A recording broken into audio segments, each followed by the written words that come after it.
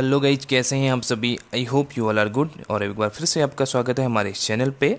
और आज हम डिस्कस कर रहे हैं हमारे जो एलटी कॉमर्स का पोर्शन है उसको यहाँ पे डिस्कस करेंगे। कल जो हमने डिस्कस किया था वो टीचिंग एप्टीट्यूड का पोर्शन जिसमें 30 क्वेश्चन इंक्लूडेड थे, वो हमने यहाँ पे देखे थे, जो जनरली सबके लिए यहाँ पे सभी सब्जेक्ट के लिए कॉमन होते हैं। और आज हम डिस्कस करने जा रहे हैं हमारे कॉमर्स से रिलेटेड जो क्वेश्चंस हमारे यहाँ पे पूछे गए हैं अल्टी के अंदर, जो कि 2018 का पेपर ये है। और इसमें देखते हैं कि किस तरह के क्वेश्चन पूछे गए हैं। ये क्वेश्चन सारे हर एग्ज़ाम के लिए रेलेवेंट होने वाले हैं। जैसे कॉम्पिटिटिव एग्ज़ाम्स जो भी कॉमर्स के रिलेटेड आपके हैं तो सभी में इस तरह के क्वेश्चन यहाँ पे पुटअप होते हैं। तो वीडियो को पूरी देखना, और वीडियो पसंद आती तो लाइक करना, चैनल पर नए हैं तो सब्सक्राइब जरूर कर लेना।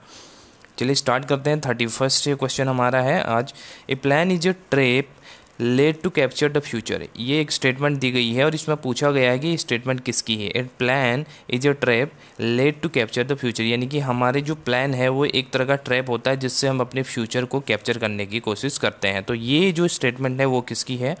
ऑप्शन है आपके पास न्यूमैन की है, हर्ले की है, एलन की है या टेरी की है। तो जो आपका सही आंसर है वो आपका ऑप्शन नंबर सी, ये एलन ने अपना यहाँ पे स्टेटमेंट दिया था जिसमें कहा था कि जो प्लानिंग है उससे हम क्या कर सकते हैं, it is a kind of trap जिससे हम अपने फ्यूचर की एक्टिविटी को यहाँ पे पकड़ने की कोशिश करते हैं, कैप्चर करने की कोशिश करते हैं।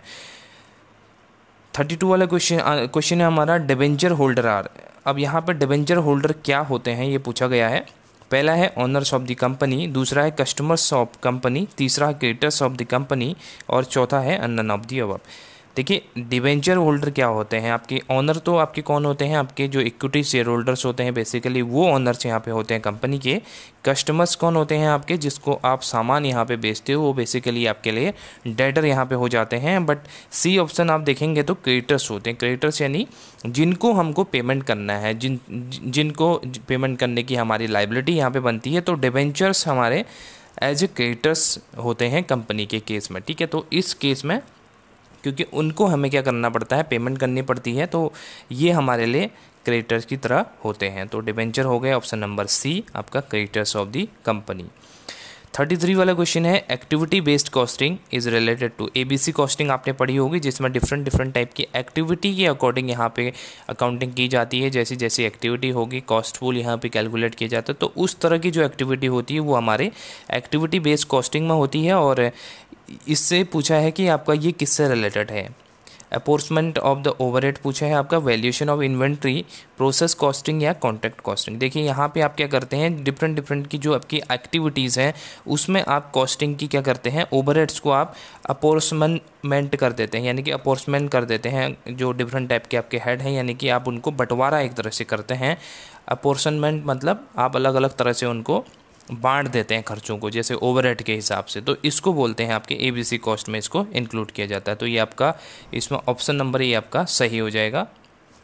34 वाला देखते हैं, in which type of the amalgamation capital reserve और गुडविल इज कंप्यूटेड। अब यहाँ पर डिफरेंट टाइप के जो अमलगमेशंस आपको दी गई है। अमलगमेशन का मतलब होता है कि आपका एक कंपनी जब दूसरे कंपनी को क्या कर लेती है, टेक ओवर करती है, तो खरीद लेती है, बेसिकली जनरल वर्ड में हम बोलें तो उस केस में आपके कितने तरह के यहाँ पे डिफरेंट आपके अमलगमेशन होते हैं। जैसे amalgamation in the nature of merger होता है, in the nature of purchase होता है, और आपके एसोसिएट कंपनी जिसको हम बोलते हैं ये भी यहाँ पे एक केस होता है, और होल्डिंग कंपनी का केस भी होता है जिसमें हम सब्सिडरी और होल्डिंग की बेसिकली बात करते हैं। आपसे पूछा गया है कि जो हम कैपिटल रिजर्व और गुडविल की बात करते हैं, जिसको हमने किस में भी देखा था, आपको याद हो तो हमने सीएस वाला चैप्टर जब किया था तो उसमें हमारे 2 केसेस आते थे, कैपिटल रिजर्व और गुडविल के केसेस। तो वही यहाँ पे पूछा है कि कैपिटल रिजर्व और गुडविल के केसेस अब कब अराइज होते हैं आपके लिए। Amalgamation in the nature of merger, amalgamation in the nature of purchase of business, in the case of associate company, in case of holding company. तो अगर आपको ध्यान होगा तो उसमें हमने यही बात की थी कि जब भी हम बिज़नेस को परचेज कर रहे थे, हम क्या कर रहे थे, हम जब शेयर्स इशू कर रहे थे अदर देन कैश, उसके केस में हम क्या कर रहे थे, उसके बिज़नेस को हम परचेज कर रहे थे, उसके एसेट्स को हम यहाँ पे परचेज कर रहे थे। तो उस केस में हमारे पास क्या आ रहा था, गुडविल या कैपिटल रिजर्व वाली कंडीशन अराइज हो रही थी। तो यहाँ पे सही ऑप्शन जो है आपका nature of purchase of business के केस में आपका जो अमेलगमेशन है उसमें आपकी रिजर्व, कैपिटल रिजर्व और गुडविल अराइज होती है। अगर गुडविल के केस में क्या होता है, अगर आपके पेमेंट आपने ज़्यादा कर दी परचेज कंसिडरेशन से, अपने परचेज कंसिडरेशन ज़्यादा पे कर दिया किससे कि जितने उसके एसेट से उससे ज़्यादा, तो वो केस हो जाएगा गुडविल का केस। अगर आपने एसेट की अमाउंट से कम यहाँ पे पेमेंट किया है तो उस केस में आपके लिए क्या हो जाएगा, वो कैपिटल रिजर्व हो जाएगा। तो ये आपको ध्यान में रखना है। 35 वाला क्वेश्चन है, which of the following pair is wrong. यहाँ पे पूछा है कि आपके कौन सा पेयर इसमें रॉन्ग है। डिफरेंट टाइप के अकाउंट आपको दिए गए हैं और उसको आपको मैच करना है उनके नेचर ऑफ अकाउंट से। आउटस्टैंडिंग रेंट का पर्सनल अकाउंट बताया है, realisation account nominal account, drawing account का पर्सनल अकाउंट, बैंक अकाउंट का रियल अकाउंट। देखिए यहाँ पे अगर एक पॉइंट ऑफ व्यू से देखूँ मैं तो सारे ही ऑप्शन आपके सही हैं, क्योंकि आउटस्टैंडिंग रेट आपका जो होता है पर्सनल अकाउंट होता है, रियलाइजेशन अकाउंट आपका नॉमिनल होता है, ड्राइंग अकाउंट आपका पर्सनल होता है, और अगर आप CA-CMS की बुक या इस तरह की बुक देखेंगे तो वहाँ पे आपको बैंक अकाउंट, रियल अकाउंट ही यहाँ पे दिखाया होगा। बट इस केस में अगर एक ऑप्शन आपको चूज करना है, मोस्ट अप्रोप्रिएट ऑप्शन आपको चूज करना है, तो उस केस में आप बैंक अकाउंट को पर्सनल अकाउंट यहाँ पे कंसिडर करेंगे और ये ऑप्शन आपका सही हो जाएगा। ये आपका सही मैच नहीं है। बट अगर आपको कहीं पे आप अकॉर्डिंग टू ऑप्शन चलेंगे ना, कहीं पे आपको अगर और ऑप्शन गलत दिए हैं, बैंक अकाउंट को रियल अकाउंट से यहाँ पे मैच किया है, तो आप इस ऑप्शन को सही भी कर सकते हैं। तो अभी के केस में 35 का आंसर हो जाएगा ऑप्शन नंबर डी। 36 वाला है, input in a process is 10,000 units and normal loss is 5%, when finished output is process is only 9,600 unit there is. यहाँ पे ये प्रोसेस कॉस्टिंग का है। प्रोसेस कॉस्टिंग आपको पता है क्या होती है। अगर हम कोई भी गुड प्रोड्यूस करते हैं तो वो डिफरेंट प्रोसेस से होकर गुजरती है, और जिसमें आपका जो क्लोजिंग स्टॉक है, आपका फर्स्ट जो प्रोसेस है उसका क्लोजिंग स्टॉक जो बचता है वो अगली प्रोसेस के लिए ओपनिंग बनता है। इस तरह से एक प्रोसेसिंग चलती है, जैसे रिफाइनरी है और जो शुगर इंडस्ट्री है, तो डिफरेंट टाइप की जो प्रोसेसिंग यूनिट वाली फर्म है ये यहाँ पे प्रोसेसिंग को यहाँ पे यूज करते हैं। तो इसमें आपको बताया गया है कि आपके पास 10,000 यूनिट आपने प्रोसेस किए हैं, ठीक है। उसमें आपको दो तरह के लॉसेस आपको देखने को मिलते हैं, एक तो नॉर्मल लॉस होता है, एक अब नॉर्मल लॉसेस होते हैं। नॉर्मल लॉस तो उनको कहते हैं जो अनअवॉइडेबल होते हैं, यानी कि नॉर्मल लॉस नॉर्मली हो जाते हैं बिजनेस में, अनसर्टेनिटी के केस में हो जाते हैं, तो उनको हम एक तरह से रोक नहीं सकते, तो उनको हम नॉर्मल लॉसेस बोलते हैं। बस अब नॉर्मल लॉसेस जो हमारी ह्यूमन एक्टिविटी की गलती से यहाँ पे होते हैं, तो उनको एबनॉर्मल लॉसेज यहाँ पे बोला जाता है। यहाँ पे आपको नॉर्मल लॉस दिया है 5% का। अब इसका 5% अगर आप निकालोगे तो आपके पास कितना आएगा, 500 यहाँ पे आपके पास आ जाएगा। 500 की अमाउंट क्या हो गई, आपकी नॉर्मल लॉस की अमाउंट हो गई। देखिए यहाँ पे प्रोसेस किए थे 10,000 यूनिट, और नॉर्मल लॉस आपके कितने हो गए, 500 का हो गया। तो आपके पास बचा कितना, 9,500 यूनिट आपके प्रोड्यूस होने चाहिए। आपके फिनिश्ड जो प्रोडक्ट बनेगा, यानी कि क्लोजिंग का जो प्रोडक्ट होना चाहिए आपके पास, वो 9,500 का होना चाहिए उस प्रोसेस के अंदर। बट यहाँ पे बोला है कि आपके पास कितने निकल आ गए, 9,600 यूनिट आपके पास प्रोड्यूस हो गई, यानी कि क्या हो गया, 100 यूनिट एक्स्ट्रा बन गई आपसे। तो ये तो आपके लिए क्या हो गया, फ़ायदा हो गया, और इस फ़ायदे को क्या बोलते हैं हम लोग, एबनॉर्मल गेन बोलते हैं। इस तरह का आपका अकाउंट बनता है प्रोसेस का, ठीक है। आप क्या करते हो, राइट साइड में, इस लेफ्ट साइड में आप क्या दिखाते हो, इधर जो भी आपने मटेरियल ये सब कुछ आप दिखाते हो, राइट साइड में आपका नॉर्मल लॉस आ जाता है, और जो भी यहाँ पे क्लोजिंग बचता है वो आपका ओपनिंग बन जाता है अगली बार में। और यहाँ पे आप डेबिट साइड में कहो या लेफ्ट साइड में आप एबनॉर्मल गेन को यहाँ पे दिखाते हो। जितना भी आपका एक्सेस यहाँ पे बन जाता है, ज़्यादा यूनिट आपकी प्रोड्यूस हो जाती है, तो वो आपके एबनॉर्मल गेन की होती है। अगर यहाँ पे बोल दिया जाता है इस केस में कि जो अमाउंट थी वो आपकी 9,400 यूनिट ही प्रोड्यूस हुई, तो इस केस में जो 100 यूनिट होती वो आपका क्या होता, एबनॉर्मल लॉस के यहाँ पे कंडीशन हो जाती। तो इस तरह से आपका क्या है, इस कंडीशन में आपके पास 100 यूनिट ज़्यादा बन गई, तो वो आपका एबनॉर्मल गेन वाली कंडीशन बन गई, और आपका बी ऑप्शन राइट हो जाएगा। चलिए नेक्स्ट क्वेश्चन देखते हैं। The provision of maximum number of the partner in a partnership firm is given in a. यहाँ पे बताया गया है कि जो आपके पार्टनरशिप फर्म में मैक्सिमम नंबर की लिमिट है वो यहाँ पे किस में प्रिस्क्राइब की गई है, पार्टनरशिप एक्ट के अंदर की गई है, कंपनीज एक्ट के अंदर की गई है, कॉन्ट्रैक्ट एक्ट के अंदर, या नन ऑफ दी अबव। तो सबसे पहले तो मैं ये बता दूँ कि ये आपके कंपनीज एक्ट के अंदर यहाँ पे प्रोविज़न इसका है। 2013 कंपनीज एक्ट के अकॉर्डिंग आपके 100 मैक्सिमम यहाँ पे पार्टनर हो सकते हैं। ठीक है, पहले ये लिमिट कम थी बट अभी इसको बढ़ा के 100 कर दिया गया है। और कंपनी के केस में, इसका प्राइवेट कंपनी के केस में 200 लिमिट इसकी प्रिस्क्राइब्ड की गई है। ठीक है, और गवर्नमेंट कंपनी के केस में मिनिमम 7 मेंबर होते हैं और मैक्सिमम यहाँ पे कोई लिमिट नहीं होती। इस बात को ध्यान में रखेंगे। तो इसका 37 का आपका राइट आंसर हो जाएगा कंपनीज एक्ट।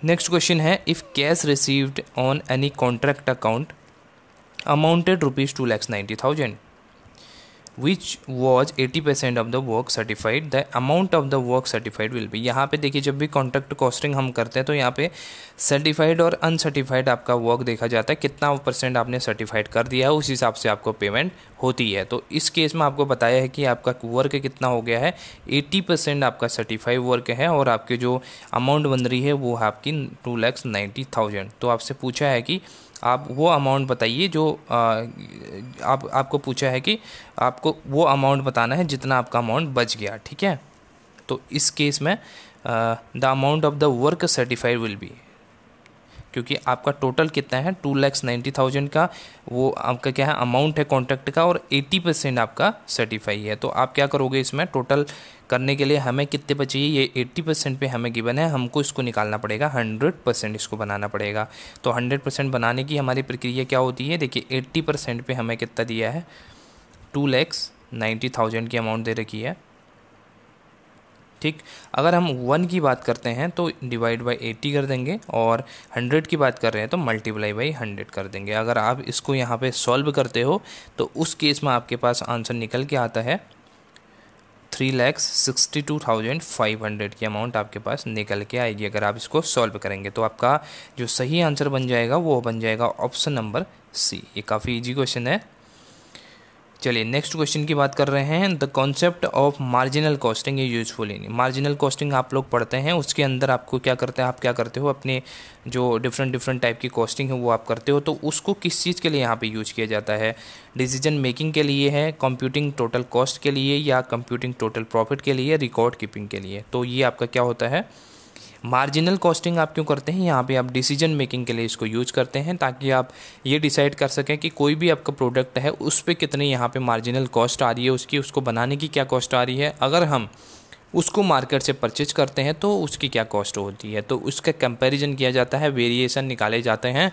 तो उस केस में आपके फिर आप उससे डिसीजन लेते हो। अगर आपकी बाई एंड मेक वाले सिचुएशन में अगर आपकी बाइंग की कॉस्ट ज़्यादा होती है तो आप क्या करते हो, प्रोड्यूस करते हो, उससे खुद बनाते हो। अगर आपकी खुद प्रोड्यूस करने की जिसको मेकिंग की कॉस्ट ज़्यादा है तो आप उसको बाई कर लेते हो। तो ये आपकी किस लिए होता है, डिसीजन मेकिंग के केस में मार्जिनल कॉस्टिंग को यहाँ पे यूज किया जाता है।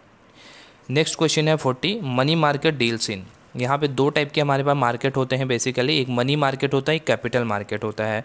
कैपिटल मार्केट हमारे क्या है, हमारे जो लॉन्ग टर्म हमारे वो हैं उस पर सिक्योरिटीज़ हैं, सिक्योरिटीज़ बॉन्ड्स, इनमें यहाँ पे डील करता है। जबकि हमारा जो मनी मार्केट है वो हमारे शॉर्ट टर्म के लैंडिंग में यहाँ पे लैंडिंग में यहाँ पे आपका डील करता है। ठीक है, जो कैपिटल मार्केट है वो आपका CS डिबेंचर बॉन्ड इसमें यहाँ पे डील करता है। तो हमारे जो मनी मार्केट डील करेगा वो किस में करेगा, शॉर्ट टर्म फंड्स में करेगा, मीडियम टर्म फंड्स में करेगा, लॉन्ग टर्म में करेगा, या ऑल ऑफ द अबव। जैसा कि मैंने आपको बता दिया कि मनी मार्केट हमारा शॉर्ट टर्म फंड्स में डील करता है। कैपिटल मार्केट के केस में यहाँ पे मीडियम टर्म भी हो जाता और लॉन्ग टर्म का केस भी हो जाता। 41 वाला क्वेश्चन है, the difference between actual cost and standard cost is called. यहाँ पे थोड़ी देर पहले मैंने आपसे बात भी करी थी, कॉस्ट की वेरिएंस की बात की थी। यहाँ के हम क्या देखते हैं, जब भी हम क्या करते हैं यहाँ पे कंपैरिजन करते हैं अपनी एक्चुअल कॉस्ट और स्टैंडर्ड कॉस्ट की। ठीक है, ये बेसिकली हम स्टैंडर्ड कॉस्टिंग के अंदर पढ़ते हैं, जिसमें हम वेरिएंसेस निकालते हैं अलग अलग, जैसे मटेरियल प्राइस वेरिएंस निकालते हैं, मटेरियल कॉस्ट वेरिएंस निकालते हैं, आइडल टाइम वेरिएंस निकालते हैं। ये सब चीज़ें हम यहाँ पे मटेरियल मिक्स वेरिएंस निकालते हैं। इसी तरह से आप टाइम का भी निकालते हो। तो ये सब हम किस में पढ़ते हैं, अपनी जो हमारी स्टैंडर्ड कॉस्टिंग है उसके अंदर हम इसको पढ़ते हैं। और जो वेरिएशन होता है उस जो ये डिफरेंस होता है इसको हम क्या बोलते हैं, वेरिएंस बोलते हैं इसको, ठीक है। तो जो हम कंपैरिजन करते हैं, जो हम डिफरेंस निकालते हैं हमारे स्टैंडर्ड और एक्चुअल के बीच में, उसको बोला जाता है वेरिएंस। 42 वाला क्वेश्चन है, the trial balance is A/N। यहाँ पे बोला है कि ट्रायल बैलेंस आपका क्या है। ट्रायल बैलेंस हम अच्छे से पढ़ चुके हैं, तो आई होप ये आपको आना चाहिए। अकाउंट है आपका, प्रिंसिपल बुक है, सब्सिडरी बुक है या स्टेटमेंट है। मैं पहले भी बता चुका हूँ आपको कि ट्रायल बैलेंस किसी भी प्रकार का कोई अकाउंट नहीं है, कोई प्रिंसिपल बुक नहीं है, कोई सब्सिडरी बुक नहीं है, बल्कि ये it is just a statement of account, ठीक है, जिसमें हमें सारी अपने अकाउंट्स की यहाँ पे इंफॉर्मेशन रहती है। हमारे अकाउंट जो है यहाँ पे हमारे जो अकाउंट्स हैं वो यहाँ पे मेंटेन रहते हैं, जिसके अंदर सारे अकाउंट की जो लिस्ट होती है उसको ही हम यहाँ पे ट्रायल बैलेंस बोलते हैं। तो ये आपका 42 का ऑप्शन नंबर डी आपका सही हो जाएगा, स्टेटमेंट। 43 वाला मैं स्किप कर रहा हूँ अभी क्वेश्चन, इसको करवाऊंगा मैं बाद में नेक्स्ट पार्ट में। 44 वाला क्वेश्चन देखिए, the machinery for settlement of consumer dispute. यहाँ पे बताया गया है कि आपके जो कंज्यूमर डिस्प्यूट के सेटलमेंट के लिए मशीनरी सेटअप की गई है। बेसिकली जो आपका कंज्यूमर के विवादों के निपटारे के लिए जो एक मशीनरी सेट की गई है, तो वो किस तरह से यहाँ पे है, उसका क्या सिस्टम यहाँ पे रहा है। 1 टायर होती है, 3 टायर होती है या 2 टायर होती है, नन ऑफ दी अबव। तो आपको पता है कंज्यूमर सेटलमेंट के लिए जब भी यहाँ पे बात आती है तो हम 3 टायर वाला यहाँ पे जो मशीनरी है उसकी यहाँ पे चर्चा करते हैं। एक हमारा क्या होता है, यहाँ पे 3 तरह के हमारे सिस्टम बने हुए हैं। एक हमारा डिस्ट्रिक्ट लेवल पे होता है, एक हमारा स्टेट लेवल पे होता है और एक हमारा सेंट्रल लेवल पे होता है, नेशनल लेवल पे जिसको बोला जाता है। तो ये तीन टायर में यहाँ पे काम करता है, जिसके अंदर डिफरेंट यहाँ पे लिमिट दी गई है। जैसे कि नया अमेंडमेंट हुआ है जिसके अंदर कंज्यूमर प्रोटेक्शन एक्ट 2019 जब अमेंडमेंट किया गया था, तो उसके अंदर यहाँ पर नई चीज़ें डिस्क्लोज की गई हैं। जो पहले लिमिट थी उसको यहाँ पे काफ़ी बढ़ा दिया गया है। अब जो लिमिट है उसकी मैं थोड़ा चर्चा कर लेता हूँ।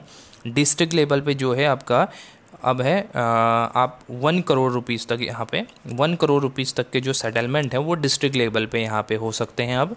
और जो स्टेट लेवल की बात करें तो 1 to 10 करोड़ के बीच के सेटलमेंट आपके डिस्ट्रिक्ट जो स्टेट लेवल वाली कमीशन पे, स्टेट लेवल वाले टायर पे यहाँ पे हो सकते हैं। और अब 10 करोड़ की बात जब आती है तो वो आपके नेशनल लेवल पे जो टायर आपका बना है, उसके जो बॉडी आपकी बनी है, तो वो इसको डील करेगी, ठीक है। तो इस तरह से आपका 3 टायर वाला आपका जो मशीनरी है वो आपका सेट है कंज्यूमर डिस्प्यूट से रिलेटेड। चलिए नेक्स्ट क्वेश्चन देखते हैं, 45 वाला question, current account for partners should be open when capital is. यहाँ पे देखिए, जब भी हम पार्टनरशिप करते हैं तो पार्टनरशिप के अंदर हमारा क्या बनता है, एक करंट अकाउंट भी बनता है पार्टनर का।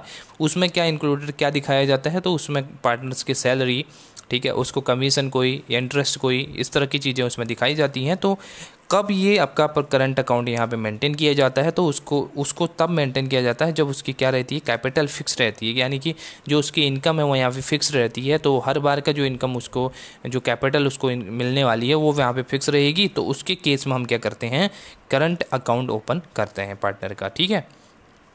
बाकी के ऑप्शन आपके गलत हैं।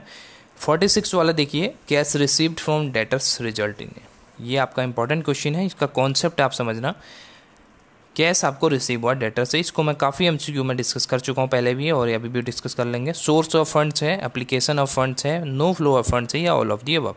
देखिए यहाँ पे हुआ क्या है सिनेरियो, इसमें आपको एक साइड से तो कैश मिला है, कैश से आपको रिसीव हुआ तो आपका क्या बना, कैश आपका इंक्रीज हो गया। बट दूसरे साइड से कैश आपको किससे मिला, डेटर से आपको कैश मिला होगा, तो डेटर आपके क्या हो गए, डिक्रीज हो गए। क्योंकि डेटर जैसे पैसा देंगे तो उसके क्या डेटर भी तो कम हो जाएंगे, जितने से आपको कैश मिलेगा उतने से आपके डेटर कम हो जाएंगे। तो ये क्या है, आपका किसी भी प्रकार का इसमें फ्लो ऑफ फंड्स नहीं होगा, आपका कोई भी ना तो इनफ्लो होगा ना ही आपका आउटफ्लो यहाँ पे होने वाला है। तो आपका ऑप्शन नंबर सी इसमें राइट हो जाएगा। और फ्लो होने के लिए जैसा मैं आपको बताऊँ, एक आपकी फिक्स्ड नेचर की जो ट्रांजैक्शन है वो होनी चाहिए, एक करंट नेचर की होनी चाहिए, तो तब जाके आपके किस तरह का फंड का फ्लो यहाँ पे होता है। 47 क्वेश्चन देखते हैं, the loss incurred on an incomplete contract is transfer to. यहाँ पे बताया गया है कि जब आपका इनकम्प्लीट कॉन्ट्रैक्ट होता है तो उसमें किसी प्रकार का कोई लॉस आपको हो जाता है, तो उस लॉस को कहाँ पे यहाँ पे ट्रांसफ़र करना पड़ता है, कॉन्ट्रैक्ट अकाउंट में करते हैं, प्रॉफिट एंड लॉस अकाउंट में, वर्क इन प्रोग्रेस अकाउंट में, या नन ऑफ दी अबव। तो जब भी आपको यहाँ पे लॉस होता है in the contract, in the case of contract, तो आप इनकम्प्लीट कॉन्ट्रैक्ट केस में, तो वो जो आपको लॉस हुआ है उसको आप ट्रांसफ़र करोगे पीएनएल में, प्रॉफिट एंड लॉस अकाउंट में उसको ट्रांसफ़र करोगे पीएनएल को डेबिट करके, ठीक है। तो ये आपका 47 का सही आंसर हो जाएगा बी वाला ऑप्शन। 48 वाला क्वेश्चन है एवरेज क्लॉज अप्लाई। तो यहाँ पे बताया गया कि एवरेज क्लॉज किस पे अप्लाई किया जाता है, डिपार्टमेंटल अकाउंट्स के केस में, पार्टनरशिप अकाउंट्स के केस में, कंपनी अकाउंट्स के केस में, या इंश्योरेंस क्लेम्स के।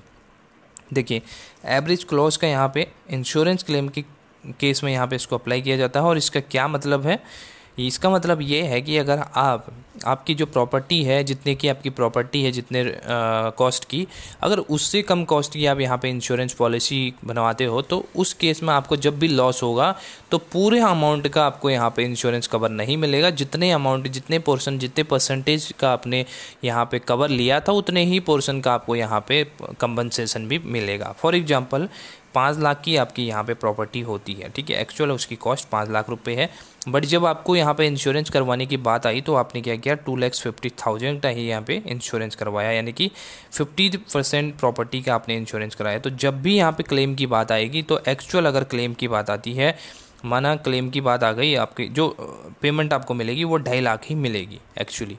और अगर ये पैसा, ये इसके रेट कम भी हो गए, अगर आपके इन्फ्लेशन आप लगाते हो, तो उस केस में आपके अगर इस प्रॉपर्टी के रेट यहाँ पे कम हो गए, डेप्रिसिएशन हो गया, इस तरह से अगर 2 लाख भी हो, 4 लाख मान लेते हैं, चलिए 4 लाख इसका रेट हो गया, तो उस केस में अगर आपको लॉस होता है तो आपको सिर्फ 2 लाख का ही यहाँ पे पेमेंट मिलेगा, क्योंकि आपने क्या किया, 50% की ही अपनी प्रॉपर्टी को इंश्योर्ड किया है। तो यही आपका क्या कहलाता है, इंश्योरेंस एवरेज क्लॉज यहाँ पे कहलाता है। आई होप क्लियर हो गया होगा।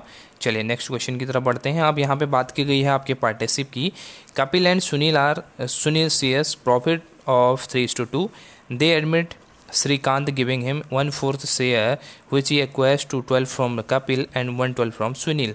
The new profit sharing ratio will be। ये आपका एक छोटा सा सिंपल सा क्वेश्चन आपको दिया गया है, बट इसको समझना जरूरी है। यहाँ पे बात क्या कही गई है, 3:2 के रेशियो में कपिल और सुनील अपने प्रॉफिट्स को शेयर करते हैं। उसके बाद आप वो क्या करते हैं, 1/4 शेयर के लिए नए अपने पार्टनर को, एक और पार्टनर यहाँ पे इंट्रोड्यूस करते हैं, एक और पार्टनर को ऐड करते हैं जिसका नाम है आपका श्रीकांत। और वो श्रीकांत 1/4 शेयर अपना कैसे प्राप्त करता है, 2/12 तो लेता है वो किससे, आपके कपिल से, और 1/12 लेता है आपके सुनील से। तो ये इसका क्या है, क्वेश्चन का यहाँ पे मीनिंग है। और उसके बाद पूछा है कि न्यू प्रॉफिट रेशियो आपका क्या रहने वाला है। तो सबसे पहले देखिए यहाँ पे बात क्या हुई है, आपके जो कपिल का रेशियो था पुराना, वो कितना था, 3:5 था, ठीक है, 3:5 पुराना रेशियो है उसका। उसमें से उसने कितना दे दिया, 2/12 उसने क्या किया, नए वाले को यानी कि श्रीकांत को दे दिया। तो उसके पास कितना बचता है, अगर आप इसको सॉल्व करते हो तो आपके पास बचेगा ये 26 / 60 बचेगा, ठीक है। तो ये हो गया आपका क्या, सुनील जो कपिल का है वो नया रेशियो, क्योंकि उसने क्या किया, 2/12 उसने किसको दे दिया, आपका जो श्रीकांत नया पार्टनर था उसको यहाँ पे दे दिया। अब दूसरे की पार्टनर की बात करें, अगर हम बात करें अभी सुनील की बात, तो उसका पुराना रेशियो था 2/5, उसमें से उसने 1/12 किसको दे दिया, श्रीकांत को दे दिया। तो उसके पास कितना बचता है, 2/5 में से अगर 1/12 उसने उस श्रीकांत को दे दिया, तो अगर आप इसको सॉल्व करते हो तो 90 / 60, 90/60 आपका इसका बचेगा। तो इस तरह से दोनों का नया रेशियो कितना आ गया, 26 / 60 और 19 / 60। तो सही आंसर आप ऐसे भी लगा सकते हो, बट थर्ड वाले का भी आप देख सकते हैं, ऑप्शन नंबर सी आपका सही हो जाएगा, क्योंकि यहाँ पे देखिए 26 और 19, क्योंकि यहाँ पे इनका क्या है, डिनोमिनेटर सेम है, तो आप इसको एलिमिनेट कर सकते हैं और आपका जो ऑप्शन बनेगा वो आपका सी बनेगा। और थर्ड वाले का कैसे बनेगा, देखिए 26 60 था, ठीक है, 19 60 था, और थर्ड वाले का कितना है आपका 1/4 था। तो अगर हमको इसके डिनोमिनेटर को यहाँ पे एलिमिनेट करना है, तो उसके लिए हमें सारों का यहाँ पे जो डिनोमिनेटर है उसको यहाँ पे बराबर करना पड़ेगा, ठीक है। तो इसके लिए इसको 4 को हमें 60 बनाने के लिए 15 से मल्टीप्लाई करना पड़ेगा, और नीचे मल्टीप्लाई कर रहे तो ऊपर भी मल्टीप्लाई करेंगे, इसके डिनोमिनेटर न्यूमिनेटर दोनों को करेंगे, और यहाँ पे ये बन जाएगा आपका 60 नीचे बन जाएगा, और ये 60 पूरा एलिमिनेट हो जाएगा, ऊपर आपका 15 बच जाएगा। तो इस तरह से आपका 26:19:15 आपका न्यू प्रॉफिट रेशियो आपका हो जाएगा नए पार्टनर, सभी जो 3 पार्टनर हैं उनके बीच में। ठीक है, चलिए नेक्स्ट क्वेश्चन 50 क्वेश्चन की बात कर लेते हैं। सेल्स बजट होता है आपका क्या? मास्टर बजट कहलाता है, रेवेन्यू बजट होता है, एक्सपेंडिचर बजट होता है, या फंक्शनल बजट इसे कहते हैं। तो हमारा जो सेल्स मास्टर बजट है, मास्टर बजट तो हमारा क्या रहता है, सभी बजट का यहाँ पे एक तरह से मिक्स रहता है। सभी बजट को जब हम जोड़ देते हैं डिफरेंट टाइप के बजट को, तो वो हमारा क्या रहता है, फुल फ्लैश जो बजट होता है हमारा, वो मास्टर बजट कहलाता है। और रेवेन्यू बजट हमारा, रेवेन्यू जो ट्रांजैक्शंस हैं उनके लिए जो बनाया जाता है वो होता है। एक्सपेंडिचर बजट हमारा एक्सपेंडिचर से रिलेटेड होता है। और फंक्शनल बजट की जब हम बात कर रहे हैं वो हमारे सेल्स बजट से रिलेटेड होता है, क्योंकि यहाँ पे फंक्शनल बजट में के अंदर हम डिफरेंट टाइप के फंक्शंस के अकॉर्डिंग बजट को प्रिपेयर करते हैं, जैसे कि सेल्स बजट, परचेज बजट हैं, तो एडवर्टीजमेंट का बजट। तो इस तरह के जो बजट हैं उनको हम यहाँ पे क्या बोलते हैं, फंक्शनल बजट बोलते हैं, because it is prepared according to your function. तो ये आपका क्या है, sales budget is one of the functional budget. ठीक है, तो ये आपका ऑप्शन नंबर डी यहाँ पे सही हो जाएगा। 50 के बाद 51 की बात कर लेते हैं। The total utility is at its maximum when marginal utility is zero. यहाँ पे ऑप्शन दिए हैं, जीरो होती है, लेस देन एवरेज यूटिलिटी होती है, इक्वल टू एवरेज यूटिलिटी, या मोर देन एवरेज यूटिलिटी। आपसे पूछा है कि आप बताइए एमआर, मार्जिनल यूटिलिटी, यानी कि अब एमयू की बात की गई है, बेसिकली मार्जिनल यूटिलिटी की बात करी गई है। और पूछा है कि आपको टोटल यूटिलिटी और मार्जिनल यूटिलिटी के बीच में यहाँ पे रिलेशन पूछा है। आपसे पूछा है कि टोटल यूटिलिटी टोटल यूटिलिटी कब मैक्सिमम होगी, जब एमयू क्या होगा, मार्जिनल यूटिलिटी जीरो होगी। ये आपका सही आंसर हो जाएगा। जब भी यहाँ पे मार्जिनल यूटिलिटी आपकी जीरो होगी तो टोटल यूटिलिटी इसके मैक्सिमम पॉइंट पे होती है। ठीक है, चलिए नेक्स्ट क्वेश्चन की बात करते हैं। 52 question, if the net asset taken over by the company are less then the purchase consideration, the difference shall be treated as. जैसे थोड़ी देर पहले हमने बात करी थी जनरल रिजर्व और कैपिटल गुडविल की, तो उस केस में हमने क्या बोला था कि अगर आपकी यहाँ पे केस क्या बोला है आपसे, कि आपसे बोला है कि जो भी आपने एसेट यहाँ पे टेक ओवर करी है उसकी वैल्यू परचेज कंसिडरेशन की वैल्यू से कम है, यानी कि क्या है, आपने पैसा ज़्यादा पेमेंट किया है और आपकी जो एसेट आपने ली उसकी वैल्यू यहाँ पे क्या है, कम है, और पैसे की वैल्यू जो आपने उसको दिया है, ज़्यादा पैसा दिया है उसके as compare to his asset. तो इस केस में बोला है कि क्या कंडीशन होगी, secret reserve, general reserve, capital reserve या गुडविल। देखिए सीक्रेट रिजर्व तो होने से रहा, ये तो कोई बात ही नहीं है। जनरल रिजर्व भी यहाँ पे कोई केस नहीं बनता, केस इन दोनों का बनता है, कैपिटल रिजर्व और गुडविल का। तो यहाँ पे बात करी गई है ज़्यादा पेमेंट की, तो ज़्यादा पेमेंट आप किस में करोगे, गुडविल के केस में यहाँ पे करते हो। तो 52 का आपका ऑप्शन नंबर डी सही आंसर हो जाएगा। 53 का देख लेते हैं, which of the following is not a source document. Source document की यहाँ पे बात करी गई है, और सोर्स डॉक्यूमेंट आपको पता ही है क्या होता है, कि आपकी जब भी कोई आप ट्रांजेक्शन्स करोगे तो उसके अंदर आप क्या करते हो, एक बाउचर्स आप मान सकते हो, बाउचर्स के तौर पे आप देख सकते हो कि उस एंट्री को आप कवर करने के लिए उसको यहाँ पे आप क्या करते हो, कोई भी आप सोर्स डॉक्यूमेंट बनाते हो, ताकि आपको फ्यूचर के लिए यहाँ पे याद रहे, या आप जब ऑडिटिंग के टाइम पे हो तो उस सोर्स डॉक्यूमेंट को आप यहाँ पे प्रेजेंट कर पाओ, तो उसी को सोर्स डॉक्यूमेंट बोला जाता है। Invoice and bill source document होता है क्या, debit and note, cash receipt या कैश बुक। यहाँ पे पूछा है कि कौन सा इनमें से आपका सोर्स डॉक्यूमेंट नहीं होता है। तो मैं बताऊँ कि आपको कैश बुक आपका सोर्स डॉक्यूमेंट नहीं होता है, it is a kind of book, ठीक है, जिसके अंदर ये सिस्टमेटिक रिकॉर्ड होता है कैश के ट्रांजेक्शन्स का, ये आपकी एक तरह से बुक होती है। कोई सोर्स सिंगल आपका जो पर्टिकुलर सोर्स डॉक्यूमेंट नहीं होता है। इनवॉइस और बिल आपका अकॉर्डिंग टू योर ट्रांजेक्शन आपका ये सोर्स डॉक्यूमेंट है। डेबिट नोट भी आपका सोर्स डॉक्यूमेंट होता है, जबकि कैश रिसिट भी आपका सोर्स डॉक्यूमेंट है। बट यहाँ पे कैश बुक की बात करी है तो ये आपका क्या है, एक तरह से बुक है, ठीक है, बुक ऑफ अकाउंट है, जिसके अंदर हम कैश की मेंटेनेंस करते हैं।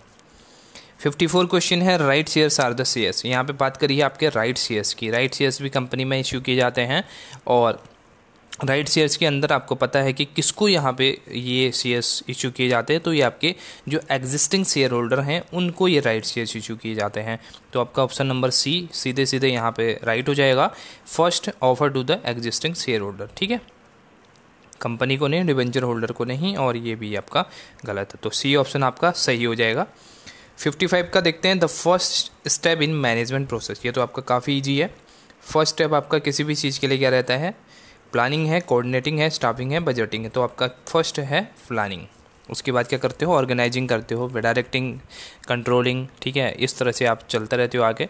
तो फर्स्ट स्टेप आपका होता है प्लानिंग का। कोई भी चीज़ आप क्या करते हो? प्लान करके चलते हो, तो उसके बाद आगे की चीज़ों को करते हैं। 56 का देखिए, if raw material used in is 8,000 and direct labor cost is rupees 6,000 on a worked order, factory overhead absorbed at the rate of 15% on prime cost will be। यहाँ पे बोला है आपसे कि आपको क्या दिया है? मटेरियल आपको दिया है 8,000 रुपीज़ का, डायरेक्ट लेबर आपको दी है 6,000 का, और आपसे बोला है कि वर्क जो फैक्ट्री ओवरहेड है उसको 15% निकालना है प्राइम कॉस्ट पे, तो उसकी अमाउंट कितनी होगी? ये भी काफ़ी इजी क्वेश्चन है। आप देखिए, आप यहाँ पे प्राइम कॉस्ट कैसे निकालते हो? प्राइम कॉस्ट के अंदर आप मटेरियल को ऐड कर दोगे, किस में? डायरेक्ट कॉस्ट में कर देते हो, लेबर में कर देते हो यहाँ पे। तो परचेज भी इसमें आता है, लेकिन परचेज इसमें दिया गया नहीं है, ठीक है। मटेरियल डायरेक्ट मटेरियल दे दिया गया है, तो मटेरियल को ही हम इसमें ऐड करेंगे, किस में? लेबर में। तो आपके पास 14,000 यहाँ पे हो जाएगा। टोटल आपका प्राइम कॉस्ट 14,000 हो गया। अब आप क्या करोगे? इसका 15% कैलकुलेट कर लोगे। अब अगर आप इसका क्या करते हो? 15% कैलकुलेट करोगे तो आपके पास अमाउंट जो निकल के आएगी वो आएगी आपकी 2100, ठीक है, 2100 की अमाउंट आएगी। और ऑप्शन नंबर डी आपका सही हो जाएगा। क्या आया ये निकल के? आपका फैक्ट्री ओवरहेड आपका निकल के आ गया।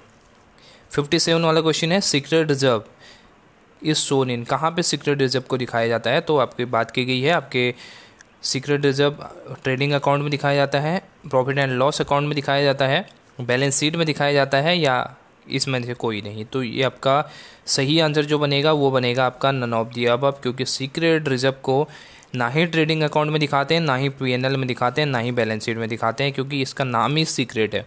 सीक्रेट रिजर्व बेसिकली यूज किसके लिए किया जाता है? ये आपके जो कुछ बिज़नेस के अंदर की चीज़ें हैं उनको मैनेज करने के लिए किया जाता है। फॉर एग्जांपल, आपके जैसे आप क्या करते हो?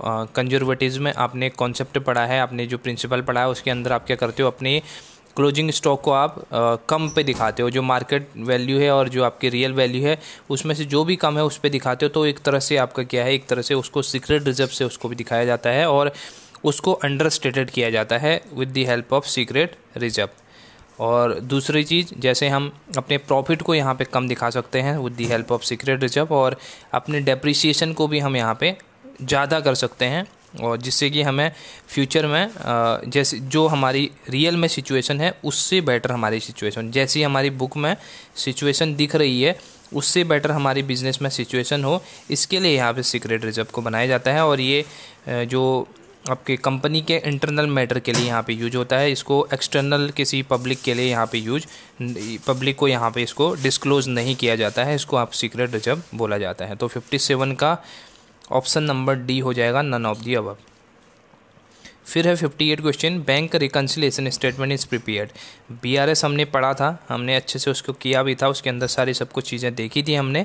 BRS कैसे बनाया जाता है और इसके क्या क्या कंपोनेंट्स होते हैं ये सब देखा था। अगर आपने चैनल पे नहीं देखा तो आप जाके पहले वीडियोस को भी देख सकते हैं। और यहाँ पे डिस्कस करेंगे अगर BRS के बारे में, तो BRS क्यों बनाया जाता है? रेक्टिफाई करने के लिए mistakes committed by the banks client, reconcile the balance as per cash book and as per passbook, take loan from the bank, satisfy the legal requirement. तो आपका सीधा सीधा आंसर आपको पता ही चल ही गया होगा, क्योंकि ऑप्शन नंबर बी आपका सही हो जाएगा, क्योंकि हम इसमें क्या करते हैं? रिकनसाइल करते हैं अपने balance as per cash book और पासबुक को यहाँ पे मैच करते हैं और देखने की कोशिश करते हैं कि यहाँ पे डिफरेंसेस कैसे क्रिएट हो रहा है। अगर आपका balance as per cash book दिया रहता है तो you need to find out balance as per passbook. अगर आपको एज पर पासबुक दिया है तो आप एज पर कैश बुक को यहाँ पे क्लोज करते हो। तो इस तरह से आपके एक चीज़ को दूसरे चीज़ से आप मैच करोगे और यही आपका राइट ऑप्शन हो जाएगा, ऑप्शन नंबर बी। चलिए नेक्स्ट क्वेश्चन बात करते हैं। 59 क्वेश्चन है, Gantt bonus plan in mixed form of. तो यहाँ पे बोला गया है कि जो आपका गैंट बोनस प्लान है ये बेसिकली आपका किस चीज़ का रिलेटेड होता है? ये आपका वेजेस प्लान से रिलेटेड सारे ये आपके थ्योरीज हैं। हाल से टेलर है, हाल से रोवन्स हैं, Halsey Taylor plan, Rowan and Taylor है, इमर्सन है और बेंटक्स है। ये सब आपके ये सर आपके किस चीज़ से रिलेटेड के आपके हैं? ये आपके वेजेस से रिलेटेड है, जिसके अंदर अलग अलग तरह से यहाँ पे वेजेज के साथ बोनस देने की बात करी गई है। तो गेंट बोनस की अगर हम बात करते हैं तो ये मिक्स है आपका हाल से और टेलर के जो प्लान है उसका मिक्स फॉर्म को यहाँ पे बनाया गया है, इसी को बोला जाता है गेंट बोनस प्लान। देखिए अब यहाँ पे एक क्वेश्चन आ गया है जो आपका इंपॉर्टेंट है, इस तरह के क्वेश्चन काफ़ी पूछे जाते हैं। मैं एमसीक्यू में काफ़ी क्वेश्चन हमने यहाँ पे डिस्कस किए इस तरह के। चलिए इसको सॉल्व करते हैं। यहाँ पे करंट लाइबिलिटी आपको दी है 4 लाख की, स्टॉक आपको दिया है 2 लाख का, और क्विक रेशियो आपको बता दिया गया है 1.5:1। तो सबसे पहले हम देख लेते हैं, चलिए क्विक रेशियो का ही फॉर्मूला देख लेते हैं। क्विक रेशियो इक्वल टू होता है quick asset divided by current liability. Quick asset क्या होती है मैंने बहुत अच्छे से आपको समझाया हुआ पहले भी। क्विक एसेट के अंदर आपका क्या है, स्टॉक इंक्लूडेड नहीं रहता। तो चलिए यहाँ पे हम अगर इसकी वैल्यू को पुट करते हैं तो आपका क्या आ जाएगा, क्विक रेशियो आपको क्या दिया गया है 1.5:1। ये आपका हो गया quick ratio equal to quick asset की अगर हम बात कर रहे हैं तो क्विक एसेट हमें पता नहीं है तो क्विक एसेट उसको एज इट इज़ लिख देंगे, और करंट लाइबिलिटी आपको पता है तो करंट लाइबिलिटी आप यहाँ पे लिख देंगे। कितना आ जाएगा करंट लाइबिलिटी आपका, करंट लाइबिलिटी को बेसिकली लिख देते हैं फॉर्मूले को, अभी देखते हैं इसका। ठीक है, इस तरह का ये फॉर्मूला हमारा हो गया। ठीक है, quick asset divided by current liability को, और ये आपका यहाँ पे मैंने वैल्यू पुट कर दी है इसकी रेशियो की। अब इसको आप क्रॉस मल्टीप्लाई कर सकते हैं और इससे आप क्विक एसेट की वैल्यू को निकाल सकते हैं। देखिए क्रॉस मल्टीप्लाई करके क्विक एसेट मल्टीप्लाई होगा 1 से तो क्विक एसेट ही बचेगा, और ये करंट लाइबिलिटी 1.5 से मल्टीप्लाई होकर क्या आ जाएगी 1.5 करंट लाइबिलिटी आएगी। तो ये कैसे बन जाएगी इक्वेशन आपकी, क्विक एसेट इक्वल टू बन गई 1.5 करंट लाइबिलिटी। अब आपको देखिए यहाँ पे 1.5 तो है, साथ में मल्टीप्लाई कर देंगे जो करंट लाइबिलिटी आपको दी है, यहाँ पे 4 लाख की आपको करंट लाइबिलिटी गिवन है। तो आपकी क्विक एसेट कितने निकल के आ गई, अगर आप इसको सॉल्व करते हो तो आपके पास 6 लाख की करंट लाइबिलिटी आपके पास क्विक एसेट आपके पास निकल के आ जाती है।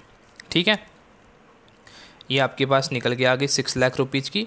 अब अगर 6 लाख की आपकी क्विक एसेट है तो करंट एसेट कितनी हो जाएगी, क्योंकि मैंने आपको पहले ही बताया था स्टॉक इसमें एक्सक्लूडेड रहता है, हम इसमें इंक्लूड कर देंगे स्टॉक को भी, प्लस स्टॉक हम इसमें कर देंगे, तो ये हमारा क्या हो जाएगा करंट एसेट की फॉर्म में आ जाएगा। तो 2 लाख को इसमें ऐड कर दो तो टोटल 8 लाख रुपए की आपकी क्या हो गई करंट एसेट हो गई। अब आप क्या कर सकते हो, आराम से आप अपनी करंट रेशियो को निकाल सकते हो। 8 लाख आपकी क्या होगी, करंट रेशियो का फॉर्मूला होता है करंट एसेट को डिवाइड करोगे आप करंट लाइबिलिटी से। ठीक है, तो इस केस में आपके पास कितना निकल के आएगी, 8 लाख की आपकी क्या निकल के आई थी, करंट एसेट निकल के आई थी, और करंट लाइबिलिटी आपके पास 4 लाख की ऑलरेडी गिवन है। तो इस तरह से आप इसको अगर डिवाइड करते हो तो आपके पास क्या निकल के आता है 2:1 का यहाँ पे रेशियो निकल के आता है, और आपका ऑप्शन भी सही हो जाएगा, ऑप्शन नंबर ए। और एक बात और मैं इसके साथ ही आपको बता दूं यहाँ पे कि जो 2:1 का है ये आपका करंट एसेट का करंट रेशियो का यहाँ पे आइडल रेशियो होता है। ठीक है, तो ये आपका फर्स्ट ऑप्शन इसका राइट हो जाएगा। अब 61 की बात कर लेते हैं। 61 क्वेश्चन में बोला है maximum deduction under section 80 TTA of the income tax act. यहाँ पे बताया गया है कि आपके जो सेक्शन है 80 TTA डील करता है आपके सेक्शन सेविंग अकाउंट से रिलेटेड। ठीक है, और इंटरेस्ट ऑन सेविंग अकाउंट से रिलेटेड सेक्शन है ये। इसके अंदर आपको कितनी इनकम टैक्स की यहाँ पे छूट मिल जाएगी, तो ये आपका ऑप्शन सी सही है, 10,000 की यहाँ पे छूट मिल जाती है। और अगर इसी के थोड़ा सा मैं आगे चलूँ, थोड़ा सा मैं आपको नॉलेज दूँ इसकी दूसरे एस्पेक्ट में, तो जो आपका सेविंग अकाउंट अगर आपका कहाँ पे है, आपका पोस्ट ऑफिस में है, ठीक है ना, पोस्ट ऑफिस के अंदर है, तो उसमें आपका सिंगल जो अकाउंट है उस पर आपको 3,500 की छूट मिल जाती है। अगर आपका जॉइंट अकाउंट होल्डर है तो 7,000 की यहाँ पे आपको डिडक्शन मिल जाएगी। तो ये आपका क्या है, कभी पूछा जा सकता है, इसलिए मैं आपको इससे रिलेवेंट चीज़ें बता रहा हूँ। तो आपका इसका सही आंसर था ऑप्शन नंबर सी, 10,000 रुपीज़। चलिए 62 क्वेश्चन, आइडल करंट रेशियो, ये तो मैं पहले ही बता चुका हूँ आपको। आइडल करंट रेशियो 2:1 का आपका होता है, ऑप्शन नंबर बी आपका सही हो जाएगा। 63 क्वेश्चन की बात करते हैं। According to companies act 2013 the maximum number of the members in private company, ये भी मैं आपको पहले ही बता चुका हूँ कि मेंबर्स कितने होते हैं प्राइवेट कंपनी में मैक्सिमम, तो ये 2000 मेंबर यहाँ पे होते हैं, ये आपको ध्यान में रखना है। 100 आपकी किस्मत है, आपके पार्टनरशिप में 100 थे, और प्राइवेट कंपनी के केस में 200 थे, और आपके पब्लिक कंपनी के केस में यहाँ पे मैक्सिमम की कोई लिमिट नहीं होती है। 64 वाला क्वेश्चन देखते हैं। On the basis of information given below gross profit ratio, यहाँ पे निकालना क्या है हमको, ग्रॉस प्रॉफिट रेशियो निकालने की बेसिकली बात की गई है। आपको सबसे पहले दिया गया है नेट सेल की आपको अमाउंट दी गई है 5,65,000 की, और कॉस्ट ऑफ गुड्स सोल्ड आपको दिया है 3,75,000 का। तो आपको बताना है ग्रॉस प्रॉफिट रेशियो। अब ग्रॉस प्रॉफिट रेशियो का फॉर्मूला आपको पता है क्या होता है, ग्रॉस प्रॉफिट को डिवाइड करते हैं नेट सेल से और मल्टीप्लाई करते हैं 100 से, तो ये आपका ग्रॉस प्रॉफिट रेशियो का फॉर्मूला बनता है। रेशियो काफ़ी अच्छे से हमने किया था। तो चलिए यहाँ पे देखते हैं कैसे हम क्या निकाल पाएंगे, अपने ग्रॉस प्रॉफिट को कैलकुलेट कर पाएंगे। अगर आपको ट्रेडिंग अकाउंट याद है तो उसके केस में हम क्या करते थे, ये आपका ट्रेडिंग अकाउंट बनता है। यहाँ आप क्या करते थे, नेट सेल्स आपका आता था, और यहाँ आप क्या करते थे, अपने जो भी आपने क्या करते हैं, opening stock plus purchases plus direct expenses जितने भी थे उन सब का एक नाम होता है कॉस्ट ऑफ गुड्स सोल्ड, उसको बोल दिया जाता है। अगर हम इसमें से इस वाली पूरी फिगर जिसको कॉस्ट ऑफ गुड्स सोल्ड बोलते हैं सेल्स में से माइनस करते हैं, तो यहाँ पे जो अमाउंट बचती थी हमारी, वो हमारी कहलाती थी ग्रॉस प्रॉफिट। तो वही चीज़ हमको यहाँ पे निकालनी है। तो हम इसमें से क्या करेंगे, नेट सेल्स में से अपनी जो कॉस्ट है उसको माइनस कर देंगे। 5,65,000 में से 3 लाख आप क्या करोगे, 3,75,000 को आप माइनस कर दोगे, तो आपके पास जो अमाउंट निकल के आएगी वो निकल के आएगी आपके पास 1,90,000 की आपके पास अमाउंट निकल के आएगी। और यही अमाउंट आपकी क्या है, ग्रॉस प्रॉफिट है। अब जब आपको ग्रॉस प्रॉफिट निकल के आ गया तो आप इसका रेशियो भी आसानी से निकाल पाओगे, क्योंकि ग्रॉस प्रॉफिट का रेशियो का फॉर्मूला क्या था, gross profit into 100 divided by net cell. 1,90,000 आपके पास क्या है, ग्रॉस प्रॉफिट की अमाउंट है, और सेल्स की अमाउंट आपके पास क्या है, 5,65,000 की है। और इसको अगर आप मल्टीप्लाई कर दोगे 100 से तो you will get your gross profit ratio. अगर आप इसको सॉल्व करते हैं तो आपके पास नेट जो आंसर निकल के आएगा वो आएगा आपके पास 33.628 का आपके पास आंसर आएगा।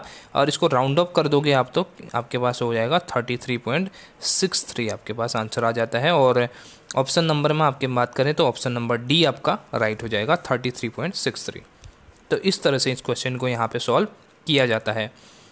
65 वाले क्वेश्चन की बात करते हैं। Inventory is valued at cost और realisable value whichever is less due to, ये भी मैं पहले बात कर चुका हूँ आपको, मैंने पहले ही बता दिया था कि अगर हम कौन से कॉन्सेप्ट की बात करते हैं, कंजर्वेटिज्म कॉन्सेप्ट, कंजर्वेशन कॉन्सेप्ट की हम यहाँ पे बात करते हैं, तो उसके अंदर हम क्या करते हैं, अपनी जो इन्वेंट्री हमारे पास है उसकी जो रियलाइजेबल वैल्यू है और जो उसकी एक्चुअल वैल्यू है उसमें से जो भी कम होता है उस पर हम उसको दिखाते हैं, क्योंकि हम अपने बिज़नेस को ओवर स्टेटेड करना नहीं चाहते। हम फ्यूचर के अनसर्टेनिटी के लिए हम अपने बिज़नेस को अभी कम लेके चलते हैं, यानी कि एक्चुअल पोजीशन जो लोगों को दिख रही है उससे अच्छी अपनी पोजीशन हम रखने की कोशिश करते हैं। तो इसके लिए हम क्या करते हैं, कंजर्वेशन कॉन्सेप्ट को हम यहाँ पे लेके चलते हैं। अब यहाँ पे 66 क्वेश्चन काफ़ी इंपॉर्टेंट है। If profit on cost is 25% then profit on sales will be. ये क्वेश्चन मैं बता नहीं सकता कितनी बार एग्जाम में पूछा गया होगा, और इसका कॉन्सेप्ट अच्छे से समझ में किसी को आता नहीं है, ठीक है, क्योंकि समझाया नहीं जाता है। चलिए मैं समझाता हूँ। बताया आपको प्रॉफिट ऑन कॉस्ट 25% है, आपको रटा दिया जाएगा कि अगर प्रॉफिट ऑन कॉस्ट 25 है तो प्रॉफिट ऑन सेल्स आपका 20 हो जाएगा। तो इस तरह से आपको रटने की ज़रूरत नहीं है। अगर आपके पास आ गया सेल्स पे आ गया, आप कॉस्ट पे निकालो तो कैसे आप निकाल पाओगे, ठीक है। तो राइट आंसर तो इसका ये है 20% है, बट आप इसको रटेंगे नहीं है। देखिए क्वेश्चन में सबसे पहले क्या दिया है, प्रॉफिट ऑन कॉस्ट दिया है। जिस पर भी बात करी है, जिस पर भी आपको प्रॉफिट दिया है उसको हमेशा 100 मान के चलना है, ठीक है, 100 उसको मान के चलो। सबसे पहली चीज़ एक कॉन्सेप्ट देख लो, सेल्स बराबर क्या होता है, सेल्स हमारे दो चीज़ें इंक्लूडेड रहती है। एक तो हमारा क्या रहता है, कॉस्ट रहती है, प्लस दूसरा क्या रहता है, प्रॉफिट रहता है। इसमें कोई डाउट नहीं होना चाहिए, क्योंकि ये तो सिंपल सी बात है, जितनी की सेल हुई मतलब उसमें हमारी जो गुड्स की कॉस्ट भी इंक्लूडेड है और हमारा प्रॉफिट भी उसमें इंक्लूडेड है। अब यहाँ पे देखिए इसने बात क्या की है, प्रॉफिट ऑन कॉस्ट बोला है, प्रॉफिट ऑन कॉस्ट। फिर बोल रहा हूँ प्रॉफिट ऑन कॉस्ट, इसका मतलब क्या है, कॉस्ट को हमें 100 मानना है। कॉस्ट को 100 माना प्लस प्रॉफिट तो ऑलरेडी गिवन है 25 है, तो आपकी सेल्स की वैल्यू कितनी आ गई, 125 आ गई, ठीक है, इतना तक ठीक है। अब क्या पूछा आपको, प्रॉफिट ऑन सेल पूछा है, ऑन सेल पूछा है ना, तो आपके पास क्या है, सेल्स की वैल्यू भी है और प्रॉफिट भी है। तो आप कैसे निकाल पाओगे प्रॉफिट ऑन सेल्स, प्रॉफिट कितना है 25 है, सेल्स पे सेल्स कितनी 125, और अगर रेशियो निकालना है तो मल्टीप्लाई कर दो 100 से। अगर आप इसको सॉल्व करते हो तो ये 5 हो गया और 20% आपका आंसर आ गया। ठीक है, तो इस तरह से इस क्वेश्चन को आपको करना है, रटना नहीं है, क्योंकि आपका अगर इसी क्वेश्चन को अगर कर दिया जाता है, यहाँ पे देखिए जैसे मैं इसको उल्टा कर देता हूँ और मैं मान लेता हूँ कि ये सेल्स पे 25% है। अब आपको बताना है कॉस्ट पे कितना होगा। तो जैसे पहले लिखा हमने, सेल्स इक्वल टू लिख देंगे क्या, कॉस्ट प्लस प्रॉफिट। अब आपको सेल्स पे दिया है, सेल्स पे दिया है तो आप सेल्स को 100 मानेंगे और इक्वल टू हो जाएगा आपका प्रॉफिट, प्रॉफिट तो 25 है ही है, और तो कॉस्ट पे कितना निकल के आ जाएगा, ये इसके साथ प्रॉफिट में जो आपका प्रॉफिट है ये प्लस में है कॉस्ट के साथ, तो इसको यहाँ ले आएंगे तो ये माइनस में हो जाएगा, कॉस्ट पे निकल के आ जाएगा आपके पास 75%। ठीक है, और अगर 75 आ गया तो अब आप इसको आसानी से निकाल सकते हो। ठीक, क्योंकि 25 आपका प्रॉफिट है, कितना आ जाएगा मैं बता देता हूँ, 25 आपका प्रॉफिट है, 75 आपका कॉस्ट निकल गई और इसको 100 से मल्टीप्लाई कर दो, 3 से 100 33.33 आपका आंसर यहाँ पे बन जाता है। ठीक है, तो इस तरह से इस कॉन्सेप्ट को किया जाता है। 67 question, generally the capital gain on sale of depreciable asset. जब भी बात करेंगे हम डेप्रिसिएबल एसेट की, कैपिटल गेन की, तो आप एक बात ध्यान में रख लेना, शॉर्ट टर्म कैपिटल गेन वहाँ पे होता है। ठीक है, लॉन्ग टर्म नहीं होता, टैक्स फ्री नहीं होता, तो शॉर्ट टर्म कैपिटल गेन वहाँ पे हो जाएगा। 68 question, interest on investment is shown. Interest on investment कहाँ पे दिखाया जाता है, अगर आपने फाइनल अकाउंट्स किए हैं मेरे साथ, बहुत अच्छे से किए हैं, तो आपको ये आंसर आसानी से आप देख सकते हो कहाँ पे आ जाएगा, ये आ जाएगा आपके credit side of the PNL, क्योंकि ये आपका एक तरह से क्या है, इनडायरेक्ट इनकम है। इनडायरेक्ट इनकम आपकी कहाँ पे आती है, पीएनएल के क्रेडिट में यहाँ पे आती है। अगर इनडायरेक्ट लॉसेज की बात करें, एक्सपेंसेस की बात करें, तो ये आपके डेबिट साइड में आ जाएगी और इनकम आपके क्रेडिट में आ जाती है, तो ये आपका ऑप्शन हो जाएगा बी, ऑप्शन आपका राइट हो जाएगा। ठीक है, 69 क्वेश्चन, एक contract become void contract when it. जब भी हम कॉन्ट्रैक्ट की बात करते हैं तो उसके अंदर क्या होती है, यहाँ पे ये कॉन्ट्रैक्ट आपका वॉइड भी हो सकता है और साथ ही ये वॉइडेबल भी हो सकता है। वॉइडेबल की फिर बात करेंगे, अभी वॉइड की बात कर लेते हैं। वॉइड का मतलब क्या है कि ये आपका क्या है, सीज टू बी इन्फोर्सिबल, यानी कि ये लॉ के द्वारा इन्फोर्सिबल नहीं है, तो इस केस में आपका कॉन्ट्रैक्ट क्या है, वॉइड माना जाएगा। बिकम वॉइडेबल नहीं, इलीगल, बिकम इन्फोर्सिबल। इन्फोर्सिबल जब हो गया तो ये तो वैलिड हो गया, ठीक है ना, और इलीगल हो गया तो ये तो इनवैलिड हो गया। और बिकम वॉइडेबल का मतलब होता है कि अगर स्टार्टिंग में ये ठीक था लेकिन बाद में इसको क्या कर दिया, ये किसी कारण से ये वॉइडेबल हो गया, यानी कि वॉइड कॉन्ट्रैक्ट बन गया, तो उसको वॉइडेबल बोलते हैं। और वॉइड कॉन्ट्रैक्ट कौन सा होता है, जो स्टार्टिंग से ही आपके लॉ से इन्फोर्सेबल नहीं होता है, तो उसको बोलते हैं आपके वॉइड कॉन्ट्रैक्ट। ऑप्शन नंबर ये आपका सही हो जाएगा। आज का लास्ट क्वेश्चन देखते हैं, 70 क्वेश्चन, वर्कमैन कंपनसेशन फंड आपका क्या होता है। ठीक है, सरप्लस है, प्रोविजन है, करंट लाइबिलिटी है, या none of the above. Workman compensation fund आपका एक तरह का प्रोविजन यहाँ पे होता है, क्योंकि आपको इसको एक तरह का रिजर्व आप क्रिएट करते हो अपने वर्कमैन के कंपनसेशन के लिए, आप इसके लेके चलते हो, तो ये आपका एक तरह का रिजर्व होता है जिसको प्रोविजन के अंदर हम यहाँ पे लिखेंगे और इसको बोलते हैं आप प्रोविजन। तो ये थे गाइज आपके हमारे 70 क्वेश्चन, जो हमने 30 कल किए थे, 40 आज किए हैं, 30 जो बचते हैं क्वेश्चन उसको हम नेक्स्ट लेक्चर में यहाँ पे डिस्कस करेंगे। सो आई होप कि आपको क्वेश्चन समझ में आ रहे होंगे, कॉन्सेप्ट समझ में आ रहा होगा। अगर वीडियो अच्छी लग रही तो लाइक करना ना भूलें, और चैनल पर नए हैं तो चैनल को सब्सक्राइब जरूर कर लें ताकि आपको आने वाली वीडियोज़ का नोटिफिकेशन मिल पाए। सो नए मिलते हैं नई वीडियो के साथ, आज के लिए इतना ही। Thank you so much for watching, take care, bye bye, have fun.